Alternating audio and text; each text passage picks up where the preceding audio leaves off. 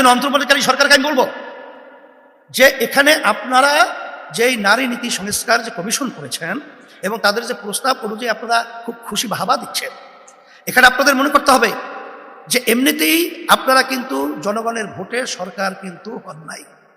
আপনারা কিন্তু দেশ পরিচালনা জনগণের ভোটের মাধ্যমে কিন্তু দেশ পরিচালনা করছেন না। এখানে হাজার হাজার মায়ের কোল খালি হয়েছে, বহু সন্তানদের চক্ষু হারিয়েছে, হাজার হাজার মায়ের সন্তানরা পঙ্গু হয়েছে। এর ফসল হলে আপনারা, আর সেখানে আপনাদেরকে সুন্দরভাবে দেশ পরিচালনা করতে দেবে, এটা আপনারা বুঝেন না।